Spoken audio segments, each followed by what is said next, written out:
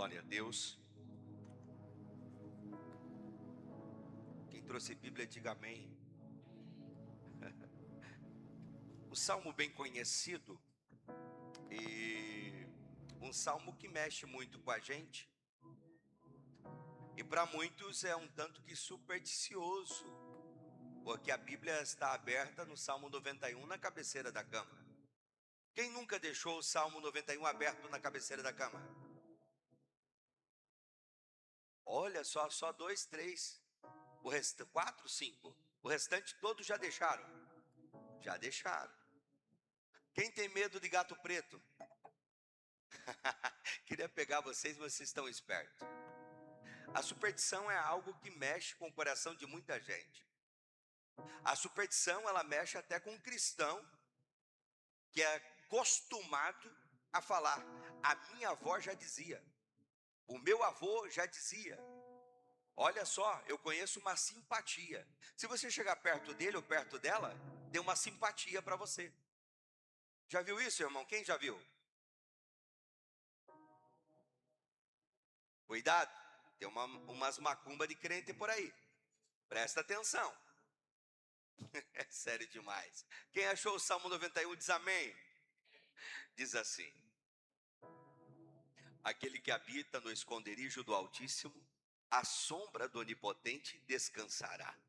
Direi do Senhor, Ele é o meu Deus, o meu refúgio e a minha fortaleza, e nele confiarei. 3. Porque Ele te livrará do laço do passarinheiro e da peste perniciosa. Continua.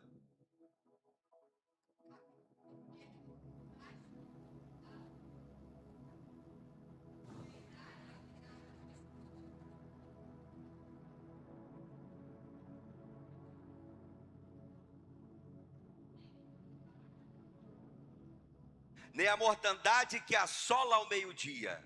1000 cairão ao teu lado, 10.000 à tua direita, mas eu não serei atingido. Levante a sua mão direita lá em cima comigo e diga assim: aquele que habita no esconderijo do Altíssimo, à sombra do Onipotente, descansará. Versículo 7. 1000 cairão ao meu lado, 10.000 à minha direita. Agora bata no peito: mas a minha casa não será atingida.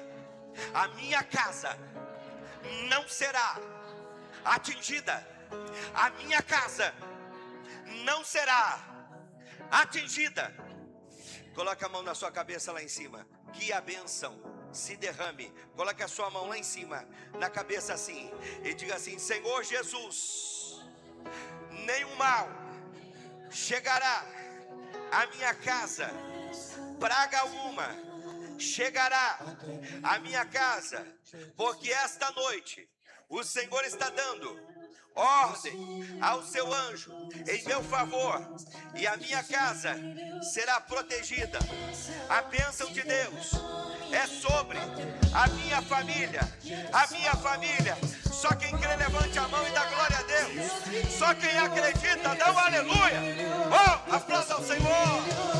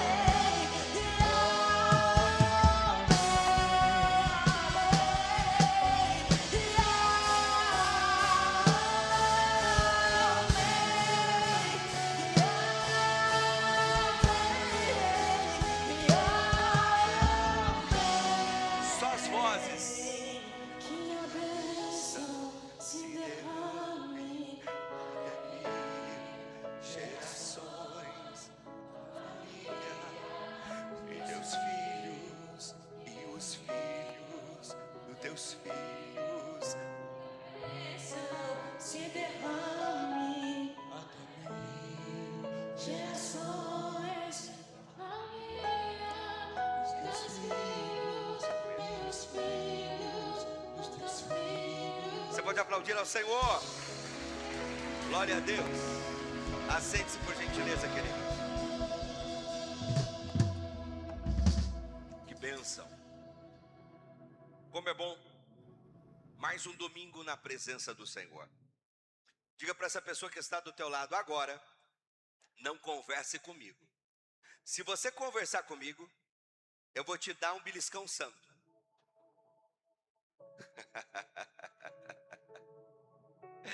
Só se eu pedir para você fazer algo, mas conversas aleatórias, não.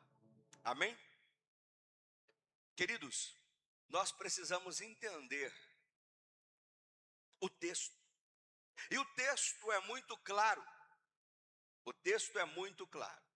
Agora eu não quero nenhuma movimentação em banheiro, não quero movimentação na água. Eu quero que você preste atenção no culto. Queridos, é muito sério o que vai acontecer aqui. Eu preciso entender esse texto. Quando todo mundo sentar, eu continuo a mensagem.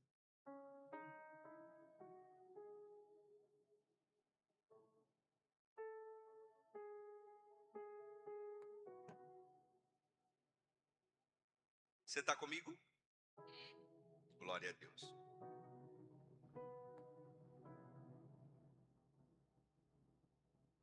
O texto do Salmo 91 mexe muito comigo. E por que mexe comigo? Não é pelas lembranças dos avós, não é pela lembrança dos pais, mas é pelo poder da palavra. E o poder da palavra é trazer à tona o que nós estamos vivendo. Famílias estão sendo atacadas. E como neutralizar a ação diabólica na vida dessas pessoas?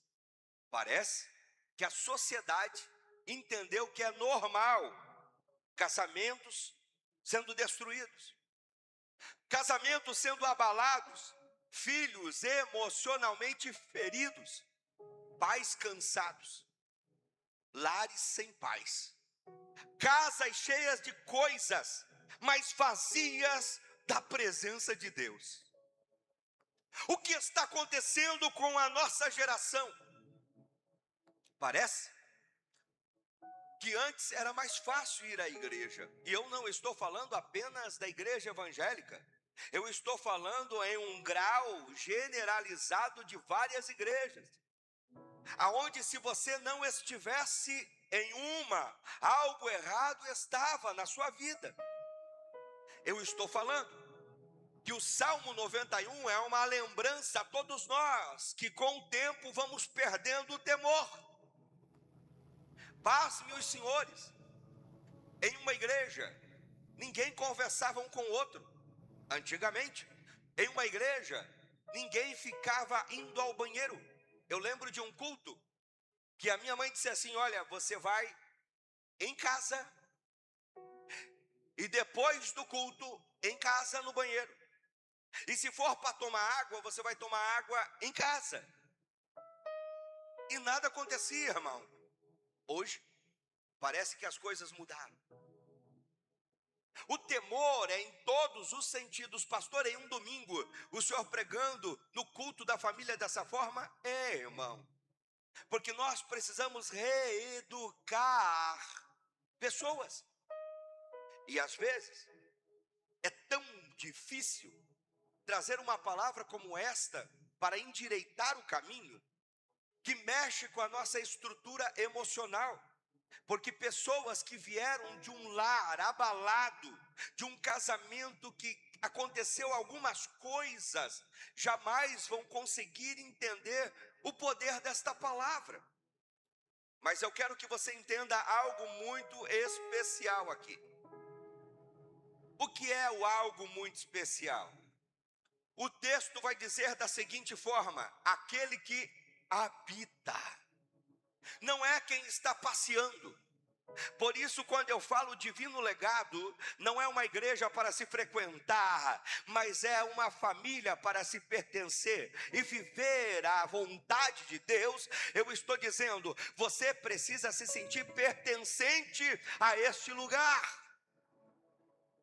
Eu vou pegar um exemplo. Pastora Mônica, a senhora é lá do oeste, a senhora nasceu lá.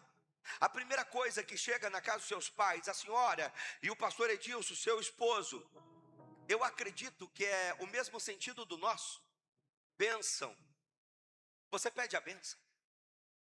Segunda coisa que você recebe já é uma cuia de chimarrão na sua mão. Por que isso? Porque entendeu que a família, aonde habita, ela se faz pertencente. Por mais que ela mora em outra cidade, ela voltou ao lar, ela levou agregados que agora são amados como ela sempre foi. Sabe o que eu estou dizendo a você? Existem pessoas que já moram na casa e estão chegando agregados, e eu e você precisamos abraçá-los e dizer: pega a cuia de chimarrão na mão, pega um café na mão. Só que o que está acontecendo com a nossa geração é que muitas famílias estão sendo abaladas, e por estar abaladas, eu não consigo abraçar, eu não consigo parar para ouvir, eu não consigo trazer um gesto de carinho, porque eu já estou com tantos problemas. Mas se você está nesta situação, esta noite, você vem ao lugar certo. Aquele que habita não é aquele que está passeando, não é aquele que só frequenta e não cria raiz, não. É aquele que habita. Só que o inimigo entendeu uma das coisas, que as pessoas hoje, elas amam as coisas e usam as pessoas. Mas eu vim aqui para dizer para você, que você tem que usar as coisas e amar as pessoas. Os valores estão se invertendo. Mas aquele que habita entendeu o poder do valor, que é algo divino, não é algo terreno. Mas o inimigo, por sua vez, ele tem uma direção. Se ele destruir esta geração, ele destrói a família. Se ele destrói a família, não tem mais Salmo 91. Se não tem mais Salmo 91, não tem mais o decreto profético. E qual é o decreto profético? O decreto profético que está sobre esta casa é: queira Satanás ou não, esta casa é a tua família, é protegida pelo Senhor Jesus. Agora, não é apenas uma pessoa. A Bíblia não está falando apenas de um indivíduo, mas é sobre uma família inteira que está debaixo da graça do Altíssimo. Sabe, gente, quando você entrar na sua casa esta noite, por mais que o seu casamento esteja abalado, por mais que os seus filhos não estejam andando em retidão, por mais que a enfermidade se alojou dentro da sua casa, alguma coisa está sendo errada e você está vendo que não tem força para superar aquilo que já está acontecendo. Mas eu tenho uma notícia para você. Quando você colocar o pé dentro da tua casa esta noite, você vai declarar: aqui não, Satanás, porque aquele que habita no esconderijo do Altíssimo tem um casamento abençoado. Aquele que habita no esconderijo do Altíssimo tem filhos abençoados. Aquele que habita no esconderijo do Altíssimo, a enfermidade não tem lugar. Aquele que habita no esconderijo do Altíssimo, a escassez vai embora. Aquele que habita no esconderijo do Altíssimo tem a proteção de Deus. Aleluia, aleluia. Aí você vai dizer assim: pastor, mas ninguém me visita, ninguém faz nada por mim. Pastor, eu preciso de um abraço, eu preciso de alguém que esteja perto de mim.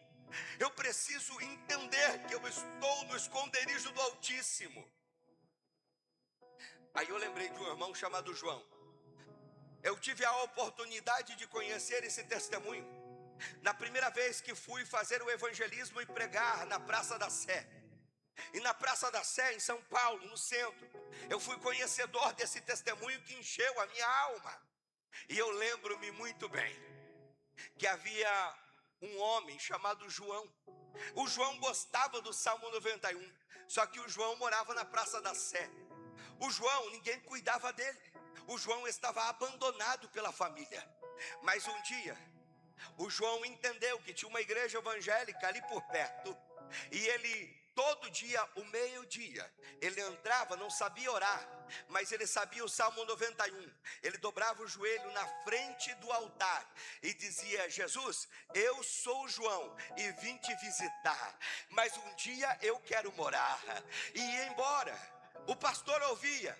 3 meses, aquele irmão falando daquela forma, ainda não tinha aceitado a Jesus como Senhor e Salvador, mas sabia o Salmo 91, entrava na igreja e dizia, dobrando o seu joelho: Jesus, eu sou o João e vim aqui te ver, e virava as costas e saía, dia após dia. Um dia, o pastor notou que o meio-dia, o eco pairava dentro daquela catedral, não tinha mais a voz daquele homem chamado João. O João desapareceu. Então o pastor foi na Praça da Sé, foi e não achou. Ele foi pelos valados, pelos becos e não achou o João. Ele foi ao hospital mais próximo, porque alguém deu a notícia que o João estava hospitalizado. Quando ele entra no hospital, direcionaram ao quarto, e quando ele chega na porta do quarto, o João está no leito, deitado de lado, chorando, uma cadeira do lado e o João chorando. O pastor chegou e disse: você é o João? Ele fez assim com a mão e disse para o pastor esperar: você é o João? E o João disse para ele esperar. E aí o pastor, quando viu que ele parou de chorar, e disse: você é o João que ia lá na igreja? Ele disse: sim. Rapaz, eu te procurei por tudo porque você desapareceu. Ele disse: pois bem, eu já estou alguns meses aqui internado, mas eu não estou sozinho. Como assim? Não, todo dia meio-dia, pastor, alguém chega, senta na cadeira, olha nos meus olhos e diz: João, eu sou Jesus e vim te ver. João, aquele que habita no esconderijo do Altíssimo, não está sozinho. A sombra do Onipotente descansa. Todo dia, pastor, ele senta na cadeira e diz: João, eu sou Jesus e vim te visitar. Eu não sei como está o teu coração, mas eu tive a oportunidade de ser conhecedor e saber desse testemunho. Conheci a família do João em Piracaia, perto de Bragança Paulista. Todos servindo a Jesus, me trouxeram esse testemunho. Eu disse: não, aonde eu for, eu vou contar esse testemunho, porque aquele que habita no esconderijo do Altíssimo não vai ficar desamparado, não vai ficar sozinho. Ele é protegido, ele é cuidado, ele é protegido, ele é cuidado, ele é protegido, ele é cuidado pelo Senhor. Fala para a pessoa que está do teu lado: Deus não vai te abandonar. Ele está cuidando de você. Aleluia, aleluia. A maior segurança da família não está no dinheiro e nem nas paredes da casa, mas está na presença de Deus dentro da casa. Você pode contratar qualquer seguradora, você pode contratar seguranças, mas se a presença de Deus não estiver na casa, não vai adiantar de nada. Não vai adiantar de nada. Não vai acontecer nada. Pastor, Deus protege? Deus protege, eu sou prova disso. Como assim, pastor? Deixa eu te falar, irmão. Eu andava de bicicleta 3, 4, 5 quilômetros, fazendo a obra de Deus. Um belo dia, a casinha de madeira da casa pastoral, no sul da ilha, e esse testemunho todo mundo conhece lá. Eu fui abençoado, irmão. com um Templa. Quem lembra do Templa, aquele carro? Templa 4 portas. O som era da Pioneer, era pretão assim, ó, coisa linda. Eu digo, ô Jesus, o Senhor me abençoou, irmão. Tinha uma bicicleta, fazia a obra, Deus me abençoou com aquele Templa. Um dia, eu fui orar pelo meu filho menor, o Aleph, e eu estava com conjuntivite, e eu ouvi um barulho, e quando eu saí, não consegui ver o que estava acontecendo. Entrei no banheiro para lavar os olhos, não adiantava, muito fechados os olhos. Sabe, Natan, Maria, eu olhei e comecei a entender algo, Leandro. Eu comecei a entender algo, irmã Andréia, que se não for a proteção de Deus, tudo acaba em alguns minutos. Às vezes não dá um minuto, Sérgio, tudo acaba. E quando eu cheguei, Renata, do lado direito, eu não conseguia abrir a porta. Eu só ouvi um barulho de um vidro quebrando. E estavam roubando o carro. E eu disse, se eu sair para fora agora, vai dar ruim. Porque quando eu, na minha pouca visão que ali estava, eu vi que aquele homem que estava fora estava armado. E já tinha um dentro. E eu ouvi um barulho no quarto. Mas eu dei um grito.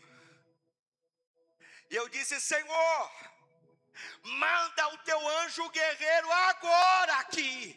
Porque aquele que habita no esconderijo do Altíssimo tem a tua proteção.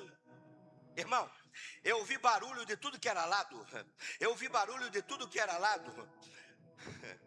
Quando eu voltei para dentro, para entrar no quarto do pequeno, o ladrão que já tinha pulado estava com uma faca. A faca caiu dentro do quarto, ele pulou a janela e correu. Quando eu saí, eles tentaram fazer ligação direta no carro, não conseguiram.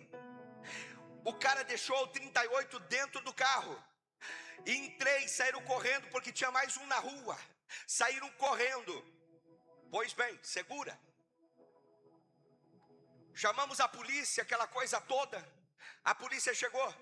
Depois de 4 horas a polícia chegou. Fala comigo, a polícia chegou depois de 4 horas. Nada contra, irmão, é bênção de Deus. Mas se o Senhor não guardar a casa, se o Senhor não guardar a nossa vida, o tempo passou. Fala comigo, o tempo passou. Irmão, eu encucado, eu estou pregando esta mensagem. Aquele que habita no esconderijo do Altíssimo. Um domingo à noite, depois de 3 meses, eu estou pregando a mesma mensagem. 1000 cairão ao teu lado, 10.000 à tua direita. Alguém dá um grito dentro da igreja e diz assim, ó: ei! Eu preciso pedir perdão para o pastor. A igreja parou. Eu disse, pois bem, vem aqui na frente, meu irmão. Segurei o microfone, ele disse assim, há 3 meses atrás, eu mais 2 comparsas armados, entramos aqui porque entendemos que aqui era presa fácil. Mas quando alguém gritou, que eu acredito ser o pastor, porque nós não conhecia ele, chegou um homem de branco, pegou o primeiro pelo colarinho e disse, aqui você não entra. O que estava na rua foi carregado. E eu disse, como assim? O homem de branco espantou a gente, levou até longe e disse, aqui vocês não colocam o pé, porque eu protejo a casa, eu cuido da casa, eu cuido da casa. Não, você não entendeu. Eu vou repetir, enquanto você está aqui, tem anjo do Senhor cuidando da tua casa.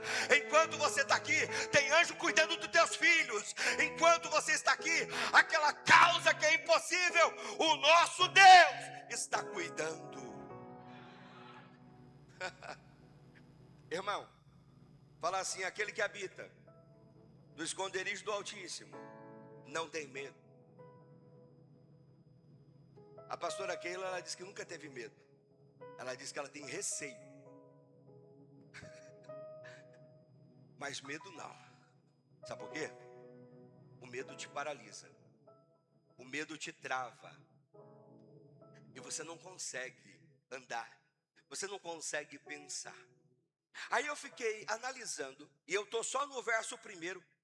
Mas eu queria detalhar o verso 1. Porque há várias vertentes aqui que me enchem os olhos. Primeiro, o texto revela 4 nomes poderosos de Deus aqui no início. Presta atenção. Primeiro, Elion. Fala comigo, Elion. É o Deus Altíssimo. Não existe um Deus maior do que Ele. Elion. Se não existe um Deus maior do que Ele, é Ele quem protege a casa, é Ele quem cuida da família. Não existe alguém acima dEle. Elion. Fala comigo, Shaddai. É o Deus Todo-Poderoso. O que isso quer dizer? É o que sustenta e nunca vai faltar força. Fala comigo, Yahvé. É o grande eu sou, o Deus da aliança, o Deus das promessas. Pastor, e o que mais? Elohim, fala Elohim. É o Deus criador. O Deus que tem o poder de reconstruir aquilo que estava perdido. É só o início, mas essas promessas é só para aqueles que habitam no esconderijo do Altíssimo. Quem é pai e mãe, levante a mão. Uau. Quem os filhos estão aqui esta noite, levante a mão. Ok. O filho tem poder. O filho tem poder. Mas a autoridade está com o pai ou com a mãe, sim ou não? O filho tem herança. Mas a autoridade está com o pai e com a... Sabe o que ele está dizendo? Se você entender que habitar, você tem um Deus todo-poderoso. Se você entender que habitar, você tem um Deus que nunca vai deixar faltar força, porque Ele é quem cura. Você vai entender que Yahvé é o Deus que cumpre promessa, porque fez uma aliança com você. Então essa noite você vai levantar a tua mão, glorificar a Deus, porque Elohim está aqui para dizer: aquilo que parecia perdido vai ser resgatado, aquilo que estava destruído vai ser reconstruído. Deus é o Deus da restauração. Mas é só para aquele que habita. Ei, você precisa entender que a partir de hoje você vai o quê? Habitar. Você vai pertencer. Pastor, é difícil? Não. Davi está dizendo: minha segurança não vem daquilo que eu tenho. Minha segurança vem de quem Deus é. Então não é aquilo que eu tenho que me protege. É quem Deus é que me exalta.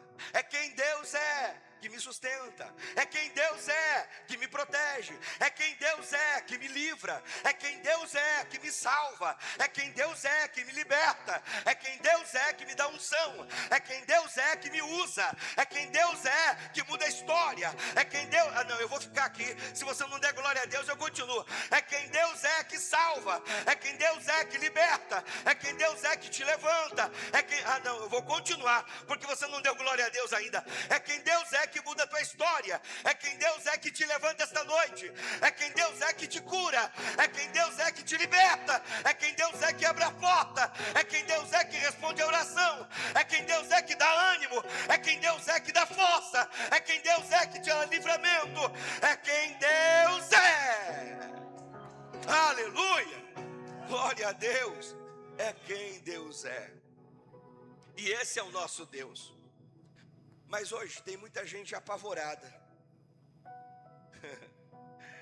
Tem gente vivendo com medo de enfermidade. Tem gente vivendo com medo da separação. Primeiro, não traga nomenclatura para a enfermidade. E aí você toma possessão, né? Toma posse.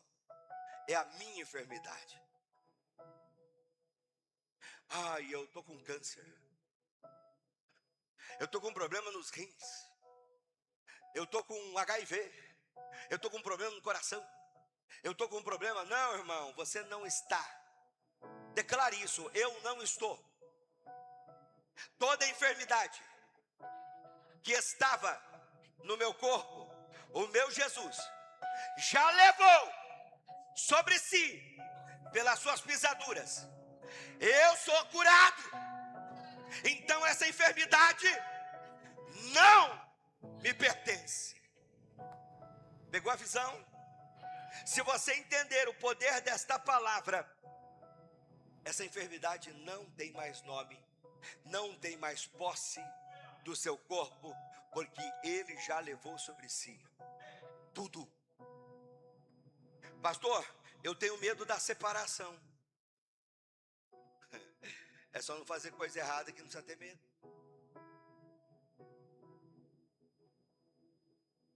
Porque confiança é igual cristal. Quebrou, irmão?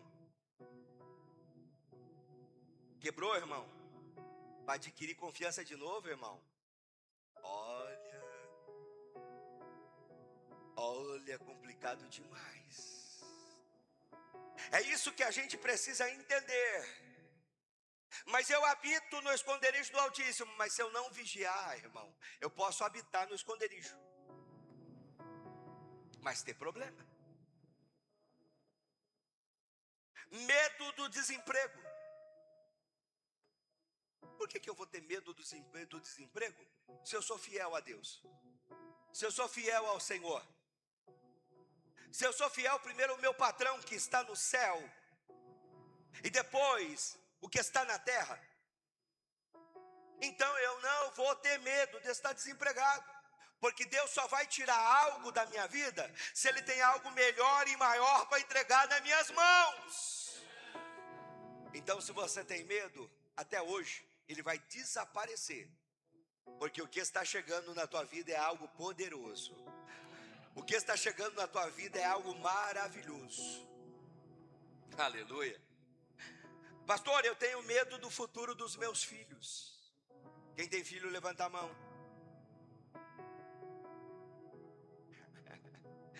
A gente tem medo, né? A gente não quer que os filhos passem o que a gente passou. A gente não quer que eles passem o que a gente enfrentou. Às vezes dá vontade de dar uns cascudos, não dá? Não dá, irmão? Você fala, não escuta. Você fala, não obedece. Você fala, não adianta. Você vai lá e repete. Meu Deus. Os adolescentes sabem que outro dia eu estive conversando com eles aqui. E o meu pai, ele sempre dizia assim, ó, Piá, sabe por que você vai apanhar? Porque eu falei uma vez, eu falei duas, eu falei três, não adiantou. Eu vou bater em ti, porque senão depois a polícia vai bater em você. E aí vai ser mais feio. Aí você está achando, o pastor foi sempre gente boa. Não, irmão, nunca fui gente boa. Sabe por quê? Porque o meio em que eu fui criado, com 8 para 9 anos, eu já estava assaltando caminhão de bebida. Eu e mais 3 moleque, com engradado de cerveja, refrigerante, para vender para ele cheirar cola. Aí, irmão, se o meu pai não deita lenha, eu estava onde? Ou no Chilindró, ou no cemitério, igual meus primos. O último dos primos, tem mais 3 que eu estou orando, Jesus salva, Jesus liberta, Jesus, é bonito falar? Não é bonito, irmão, a polícia matou. Armaram uma emboscada e mataram ele. Fugia, machadada na cabeça, 21 tiros no corpo, facada. Pastor, por que o senhor está falando isso? Sabe por que eu estou falando isso? Porque um dia ele esteve na casa do Senhor, ele cantava, ele falava que Jesus salvava, que Jesus fazia, mas um dia ele não vigiou, e ele caiu. Eu ia atrás dele e dizia, rapaz, sai dessa vida. Ele mandava mensagem para nós, né, amor? E eu dizia, cara, sai dessa. Ô, mano, velho, não dá não, mano, velho.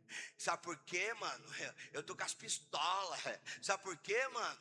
Tá rolando muita treta aqui, mano, e eu tenho muito dinheiro, cara. E onde é que eu vou ganhar dinheiro desse jeito, cara? Eu disse assim, rapaz, a Bíblia diz do que vale o homem ganhar o mundo inteiro e perder a sua alma.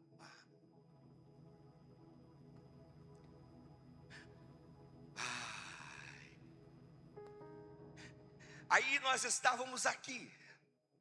E aí eu recebo uma ligação. E nesta ligação eu tive que ir às pressas, mas não deu tempo. E falando com os demais da família, eles relataram que alguns minutos antes, sentaram, foi conversado de Jesus. Ele cantou uma canção que ele gostava: não chora, filho, eu te amo. Não chora, não chora. Quando eu te vi chorando, eu também chorei. Que fala do amor de Deus. Filho, meu amor por ti é verdadeiro. Ele saiu em lágrimas. E a tia Lucinda esperando ele chegar em casa, mas ele não chegou. Aquela mãe esperou e ele não chegou. Aquela mãe estava com o café, como ela sempre fazia, o pão de casa, a mesa preparada, mas o filho não voltou para casa. E no velório ela se perguntava: o que eu fiz de errado? O que eu fiz de errado? O que eu fiz de errado? Ai, são pontos de interrogação que mexem com a gente. Porque eu vim aqui para trazer um alerta. Hoje é noite de livramento. Aquele que habita no esconderijo do Altíssimo, a sombra do Onipotente descansará. Diga para a pessoa que está do teu lado: ainda dá tempo, não saia da casa. Ainda dá tempo, não saia da casa. Ainda dá tempo. Não saia da casa, ainda dá tempo. Pastor, mas eu estou fraco. Pastor, eu não aguento. Melhor fraco aqui dentro do que fraco lá fora. É presa fácil para o inimigo. Melhor triste vindo para a casa do Senhor. Como disse Davi em Salmo 122: alegrei-me quando me disseram vamos à casa do Senhor. Sabe o que ele estava dizendo? Se eu estou triste, lá eu vou ficar alegre. Se eu estou atribulado, lá eu tenho uma palavra. Se eu sei que parece que não vai dar certo, lá eu sei que existe um Deus. Porque aquele que habita no esconderijo do Altíssimo é protegido pelo Senhor. Sabe por que o teu casamento está em pé? Porque você está habitando no esconderijo do Altíssimo. Fala para a pessoa que está do teu lado: não saia da casa.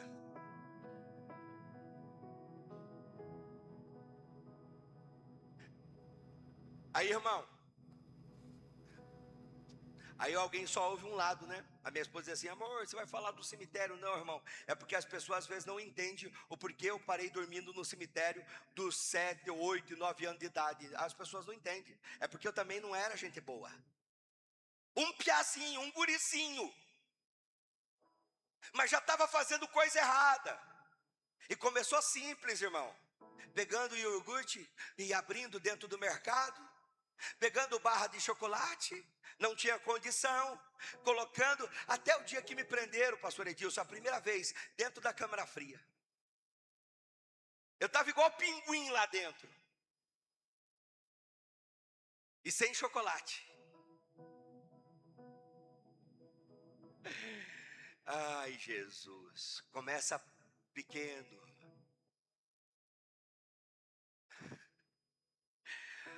Começa pequeno.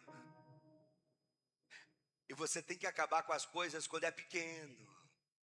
Não vou fazer mais, não quero mais, chega. Eu comecei com uma mentirinha. Quando eu peguei um lápis de dentro da mochila de um amigo, porque a minha mochila era um pacote de arroz de 5 quilos, eu não tinha mochila. Então eu peguei um lápis de dentro da mochila de um colega e dentro do pacote de arroz e para casa. Quando eu cheguei, minha mãe disse assim: o que é esse lápis aí, da onde? Não, é um amigo que emprestou. Comecei com uma pequena mentira. Coisinha pouca, pequenininha assim, ó. Ela só me grudou pelas sureias, sabe, assim, ó. Sureinha, assim, ó. Até a casa do guri. Aí o guri olhou e disse assim: não, eu não emprestei nada. Tinha um pessegueiro na frente. Ela só catou uma vara de pessegueiro, deixou uns vergão nas pernas. Pastor, o que você está pregando? A Bíblia diz: usa a vara. Você está entendendo, irmão? O meu menor um dia chegou para mim e disse assim: se você fizer, eu chamo o conselho tutelar. Pois vai você e o conselho tutelar para a varada. O dia que eu perder a autoridade sobre os meus filhos, alguma coisa está errada. Outro dia um moleque aqui, ó, no Brasil atacadista, aqui, ó, se jogou no chão. Ah, se não me der! Mas se é meu filho. Você está entendendo, irmão? Conversa. Se não adiantar. Lembre-se disso. Se você não educar, alguém lá fora vai educar. Se você não educar, alguém lá fora vai educar. Vigia na terra.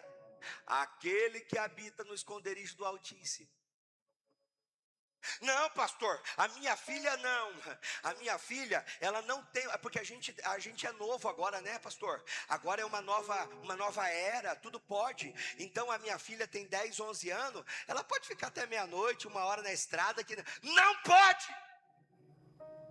É de menor, vai para casa, dá limite, coloca horário, coloca regra.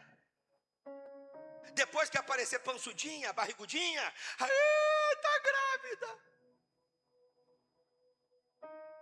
Pastor, que palavra é essa? Coloca regra, coloca limite. Ah, mas o guri tá, não, coloca limite. É menor, tá debaixo do teu teto. Você é autoridade, você manda. Você entendeu? É assim que precisa ter as coisas, funcionar as coisas. Ai, não, mas eu não falo nada porque a minha mulher vai brigar. Que brigar o quê? Você é um sacerdote, coloca a ordem. Coloca a ordem. Professora Fernanda, quem mais é professora aqui? Levante a mão. A Renata também é professora, não é? Renata, Andréia, Deta é enfermeira. Ali, ó, tem mais, a Rose, aqui, ó, professor, servo de Deus, tem mais. Aí, irmão, quando a educação não vem da casa, vai para a escola, aí os professores tem que corrigir. Aí tem conselho de classe, o pai e a mãe não aparecem, e aí não sabe o que está acontecendo com o Benedito lá, o filhinho de Nabucodonosor, que só incomoda, faz de tudo, só o sangue do cordeiro. Você está entendendo? Aí aponta, é o filho do crente lá, ó, é a filha da crente, ó, que está lá na roda, ó, é o filho do crente que está lá fumando, ó. Ah, mas aqui, ó, você está entendendo, irmão? Pastor Nilton, vontade de ter a sinetinha aqui, ó. O pastor Nilton lembra da sineta, mas deixa eu lhe falar. Eu estou pastoreando no Afeganistão. E eu preguei uma mensagem como essa, mais forte. E os pais chegaram para mim: pastor, lá em casa quem manda é nós. Então, ó, pastor, não gostei muito da mensagem e tal. Eu disse assim: o problema é de vocês. As filhas tinha 4 filhas. As filhas são de vocês. Se vire, eu só preguei a palavra, aquilo que Deus mandou. Fala comigo, 6 meses depois, a menina de 10 anos apareceu grávida. Não, você não entendeu. Ela tinha 10 anos e apareceu grávida. É assustador, não é? Era a caçulinha. Apareceu grávida. Aí vieram me chamar. Ai, pastor, eu? Não, Nina, não. Eu sou pastor, não sou pai. Eu não tenho compromisso com gente desobediente, que não teme. Não tenho compromisso com frouxo. E é assim que vai. Ai, pastor, me ajuda. Não vou eu passar essa vergonha. Passe vocês no crédito, quantas vezes quiserem. Você está entendendo, irmão? Porque se não escuta, se não obedece, vai ter problema. Deixava ficar a menina, ai, menino 10 anos, tá brincando na rua. Que brincando na rua até 1 hora da madrugada, irmão? Que brincando na rua o quê? Ai, pastor, não. Aí sabe o que aconteceu, irmão? Graças a Deus. Ela teve a criança saudável. Aí era uma criança cuidando da criança. Aí quando a gente ia orar para ir para o culto infantil, vinha ela com o bebê no colo para ir para o culto infantil. É assustador, não é? Mas palavras como essas precisam ser pregadas. Não estão mais nos púlpitos, porque não traz glamour, não traz muita gente, não, irmão. Eu preciso alinhar muitas coisas para que tenha estrutura, para quando alguém falar alguma coisa, opa, aonde eu habito, aonde eu estou, tem regra, tem palavra de Deus, tem direção, tem temor do céu. Amém, irmão? Aleluia. Cuidado, cuidado. Fala comigo, a casa que se ajoelha diante de Deus não se dobra diante do inferno. A casa que se ajoelha diante de Deus não se dobra diante do inferno. As doenças emocionais que estamos vivendo hoje são reflexos de coisas que aconteceram lá atrás. Lá atrás. Nunca se ouviu tanta abertura para pessoas que já são adultas, que tiveram um problema de violência sexual, assédio, lá atrás. É muito difícil. Pessoas que não conseguem manter o casamento e quando o marido descobre ou a mulher descobre, aconteceu um problema lá atrás de violência sexual. Aconteceu algo lá atrás na infância, na adolescência. Então aqui Jesus pode fazer? Pode. Jesus pode curar instantâneo? Pode. O que nós estamos fazendo com esta palavra esta noite? Prevenir, para que todos estejam vigilantes, para que nada aconteça. Deus te deu uma família, e um dia eu e você vamos ter que prestar conta dela ao céu. Eu e você vamos ter que prestar conta a Deus, daquilo que Deus entregou em nossas mãos. É assustador, não é? Jesus disse em João 17,15: não peço que os tires do mundo, mas que os proteja do maligno. Fala assim comigo, ainda dá tempo.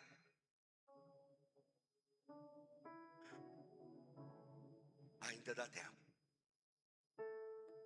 Essa semana, nós estamos começando algo hoje. Essa semana, eu tive que atender 3 casos de cadeia. Fala comigo, 3 casos de cadeia. Pedofilia, gente do mesmo sexo com menor de idade, e um problema gigantesco que vinha se arrastando de 7 anos. O que o pastor tem a ver com isso? Nada. Mas o amor de pastor vai além das 4 paredes. É entender que Deus ainda liberta, Deus ainda livra, Deus ainda dá chance, Deus ainda fala, Deus ainda restaura, porque ainda está no esconderijo do Altíssimo. Esse é o amor de um pai preocupado. Não é porque o pai é bravo, não. É porque o pai ama. Se o pai ama, o pai cuida. Ai, gente. A minha maior dor é saber que agora é só um milagre. Mas antes foi avisado, antes foi conversado, antes foi aconselhado, e agora é só um milagre. Aí eu entendi. Famílias que habitam em Deus podem até ser abaladas, mas nunca serão destruídas. Essa é a nossa esperança. Se eu tive uma chance e foi liberto, tirado da minha vida, para que não mexesse nas coisas dos outros, não roubasse ninguém mais.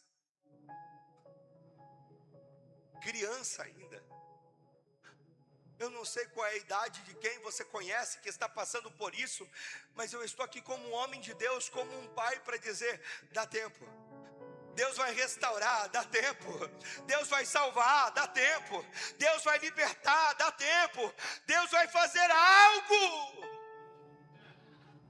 Ainda dá tempo. Ainda dá tempo. Existem famílias que estão procurando a proteção de Deus, mas tem um problema aqui. O verso de número 3, olha o que o texto diz: certamente que ele te livrará do laço do passarinheiro e da peste perniciosa. Sabe o que ele está dizendo? Existe um laço que você consegue ver, mas existe uma peste que você só vai entender quando sentir. Não, você não entendeu, eu vou repetir. Existe laço para te destruir que você está vendo. Opa, vou sair fora. Opa, não vou passar por aqui. Opa, não vou mandar mais mensagem. Opa, não vou entrar mais nesse site. Opa, não vou dar mais conversa. Sai fora, fuja. Agora existe peste perniciosa que você só vai entender quando você sentir. Não, você não entendeu, eu vou repetir.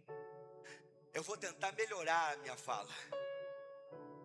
É quando está tudo bem e de repente chega um diagnóstico de uma doença que você nunca teve. É quando você vai abrir o teu aplicativo do banco e você vê que a tua conta está zerada. É quando você chega no serviço e você acha que está tudo está tudo bem, e você chega e diz: não, olha, vai lá e faz o exame demissional, porque você está sendo mandado embora. A peste chegou, você só vai sentir depois. Você não esperava aquilo, e aquilo roubou o teu chão. Aí o texto vai dizer: laços, pestes, terror, flechas e destruição. A gente faz uma programação. Ô Jonathan, você fez uma programação? Dia 22 foi o teu aniversário. Com certeza você recebeu um café da manhã na cama. Com certeza você saiu para almoçar fora. Você viajou. Eu não sei nada disso, só estou falando, irmão, era aniversário dele. Com certeza depois do culto você vai pagar uma pizza para todo mundo. Fala amém, irmão. Mas eles programaram algo para o dia do aniversário. E geralmente nem sempre dá como a gente planejou. Ei, irmão, quem já teve uma surpresa da surpresa aqui, levante a mão. Quem já teve uma surpresa e aí quem pagou depois na outra semana foi você? Quem já passou? Então é isso que a Bíblia está dizendo. Eu estou falando de uma coisa boa que se consegue se recuperar, né? Quem já esqueceu o dia do aniversário da esposa, levante a mão. Ai, Jesus. Rapaz, até hoje, né? Irmão, deixa eu contar uma coisa para você. Uma vez, lá em Blumenau, essa eu vou falar. Um alemão e uma alemoa. Uma briga danada. E eu disse: o que aconteceu com vocês, meus filhos? Pastor, eu não perdoo ele. Mas por que você não perdoa? Porque há 27 anos atrás ele esqueceu do meu aniversário.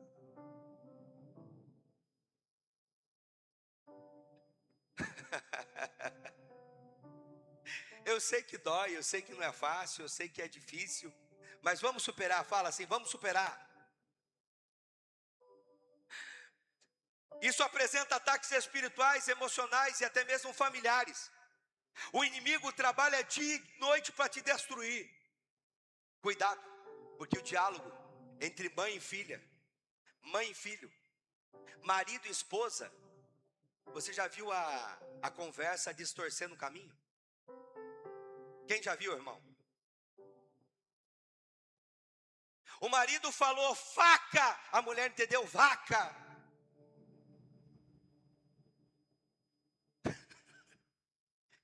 Quem já passou por isso? Não precisa levantar a mão. Mas acontece, Max. Não acontece? Acontece. Distorcer no meio do caminho, virar uma briga generalizada, ir para um Muay Thai, MMA. É complicado, mas acontece. Falou uma coisa, um disse A, outro disse B, já vai para C, vai para D, vai ao alfabeto inteiro, irmão. É complicado. Mas acontece, por quê? Porque o inimigo, ele está tentando uma brecha. Sabe qual é a outra brecha? Quando os filhos deixam de honrar pai e mãe. Irmão, quando os filhos deixam de honrar pai e mãe.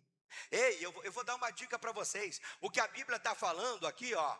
Honrar pai e mãe não é bença pai, bença mãe. Olha, eu te amo, você é meu lindão, ó, meu cheiroso. Não é isso. O texto bíblico fala primeiro que quem honra pai e mãe, fala do temor. Se o temor, como disse Salomão, é o princípio da sabedoria, ele está dizendo: o temor me aproxima do Pai, o temor me aproxima de Deus, o temor me aproxima do céu. Aí honrar, aqui, como a primícia, que você vai ver desde o Velho Testamento, que chegava com a primícia para o sacerdote. Não estou falando de dízimo. Dízimo é uma coisa, a primícia é outra. Chegava com a primícia para o sacerdote. Antigamente, a história dizia que quando eu ia honrar pai e mãe, eu levava o melhor que eu tinha. O que era o melhor? O melhor terneiro, a melhor ovelha. Não, você não entendeu, filho. Você entendeu, filha? É o primeiro salário. O primeiro salário dos filhos que honravam pai e mãe não era dele, por seu bel prazer, era pros pais. Fala para a pessoa que está do teu lado, você entendeu tudo errado até hoje. Era para os pais. Era para honrar os pais que limparam aquela fralda suja, que passaram o lencinho umedecido, que quando você chorava de madrugada, eles acordavam para fazer nananinanã, chupetinha. Você entendeu? Aí a Bíblia diz: honra pai e mãe para quê? Viva bem e seja prolongado os seus. Alguém um dia questionou: por que você já financeiramente caiu e você se levanta, e você consegue se reinventar? Não é isso, irmão. Deixa eu falar para você. Não é só porque eu tinha terreno com 12, com 13 anos. Não é só isso, não. Eu sempre trabalhei. Nunca dependi do pai e da mãe, desde os 11 anos de idade, e nunca tive que voltar, graças a Deus. Mas sabe o que é? Sabe o que é? Todo mundo falava: vai ser um trombadinha, vai ser um ladrão, vai ser um enrolão, vai ser um maconheiro, vai ser um drogado, vai ser um assaltante. A minha mãe apontava para mim e dizia assim: vai ser um homem de Deus, vai ser um pastor, vai ser cheio do Espírito Santo, vai ser alguém que vai dar orgulho, vai ser alguém cheio da graça, vai ser um homem de Deus. Ei, profetiza sobre o teu filho, profetiza sobre a tua filha. Cala a boca dos enviados de Satanás. Cala a boca dos enviados de Satanás, que estão falando outra coisa. Não, teu filho vai ser um homem de Deus, a tua filha vai ser uma mulher de Deus. Você entendeu, irmão? Aí o tempo passou. Eu já era grande, morava lá.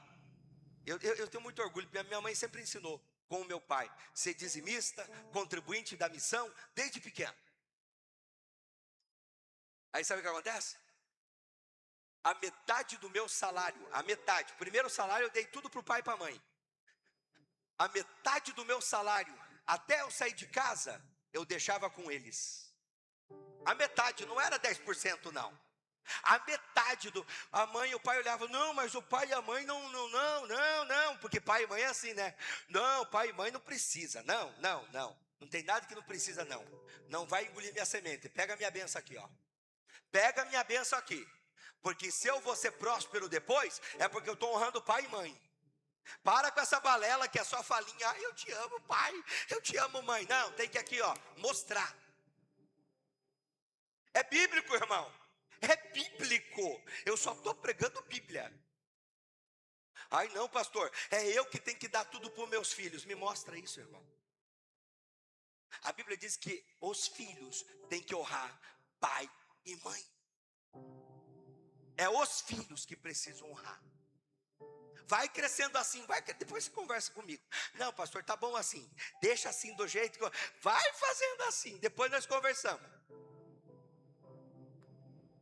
Honra pai e mãe, para que viva bem e seja prolongado os teus dias na terra. Quer viver bastante? Eu já disse para minha mulher, disse assim, amor, eu vou viver 100 anos. Fala amém, irmão. E quero estar pregando, dando uns pulinhos, uns aviãozinhos. Ô glória!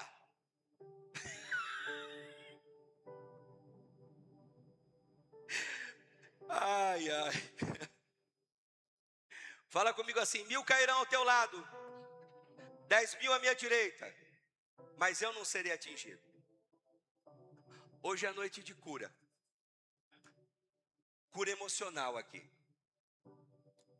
Pastor, mas então o senhor nunca teve que perdoar? Já.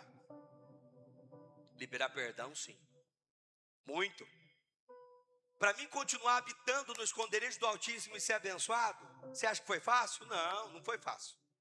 Eu não conseguia perdoar, irmão. Sabe por que eu não conseguia perdoar? Porque o meu pai tinha as coisas certas, mas tinha as erradas. Tinha as erradas.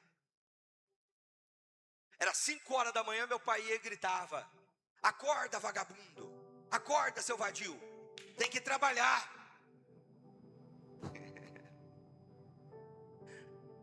E aí tem uma coisa muito mais séria, que eu tinha que liberar perdão para o meu pai.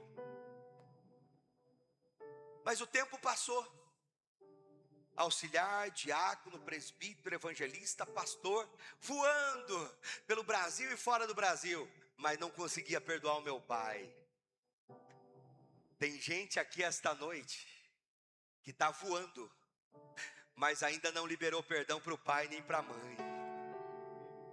Tem gente aqui esta noite que precisa liberar perdão para o pai e para a mãe. Aí eu disse, Senhor, eu vou falar isso. O Senhor falou para mim, fale.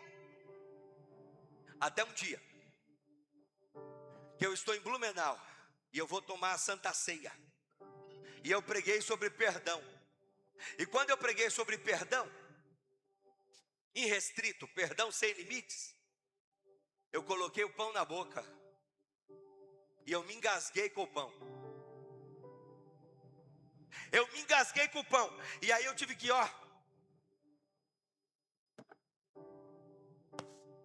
tomar o suco rapidinho. Todo mundo ficou me olhando como vocês me olharam agora. E com o pão na mão e o cálice. E eu continuei engasgado. Eu não voltava. Eu disse, Senhor, eu vou morrer no altar. E ele falou, vai morrer.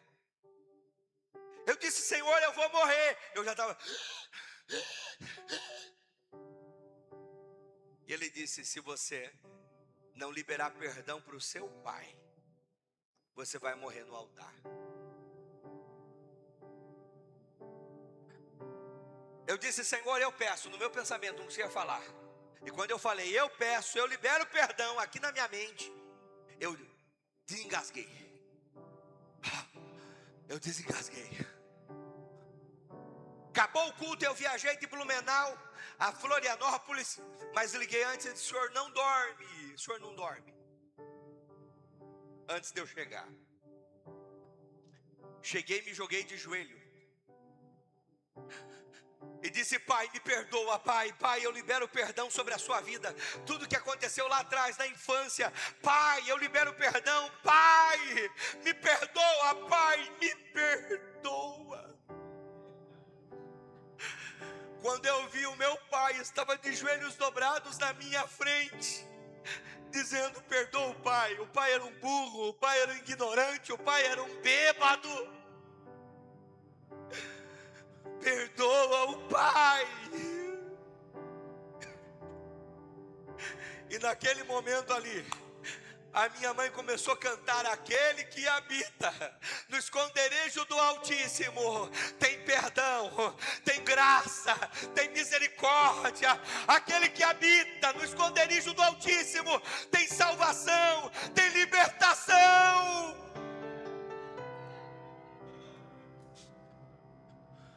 Naquele momento que houve o perdão, nos abraçamos, choramos,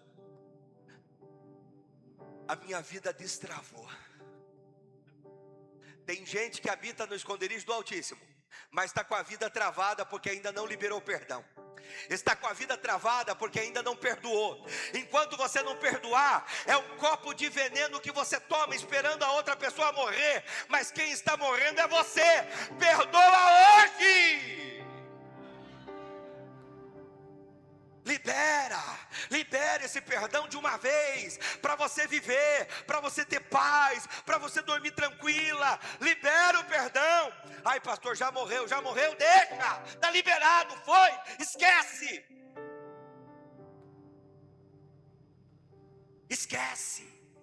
Já foi. Mas não tem nada que mais, não tem nada que, já foi. Eu vou orar essa noite, e aqui nesse altar você vai dizer: Senhor, eu libero perdão até para aqueles que já morreram. Senhor, eu libero perdão. Ai, pastor, eu vou no altar porque eu entendi que aquele que habita no esconderijo do Altíssimo precisa perdoar. Você vai no altar, mas ainda hoje você vai procurar essa pessoa. Ai, pastor, mas perdão é um sentimento. Não, fala comigo: perdão não é sentimento, é uma decisão. Aqui, é uma decisão. Ai, eu não vou rasgar esse guardanapo porque ele vai me servir, eu estou me secando. Ai, eu não vou rasgar, é porque eu preciso sentir para. Não, perdão é uma decisão. Foi, já era, eu rasguei, não faz parte mais da minha vida, não vai me destruir, essa amargura não vai acabar comigo, eu perdoo. Eu perdoo. Para de ficar trazendo o passado, de ficar trazendo palavras de maldição. Para. Ei, 1000 já caiu ao teu lado, 10.000 à tua direita, mas você está em pé. Deus tem uma promessa, Deus te levantou, Deus está cuidando de tudo. Você está viva, você está vivo. Diga para a pessoa que está ao teu lado: para. Você está vivo. O Espírito Santo falou até aí, e eu só vou obedecer. Fique em pé, por gentileza. Ai, Jesus, eu quero orar essa noite. Você vai chegar no teu trabalho amanhã e você vai procurar uma pessoa e vai dizer assim: me perdoa. Você vai procurar a pessoa e vai dizer assim: estou liberando perdão para você. Segue a tua vida, vai, segue a tua vida, segue a tua vida.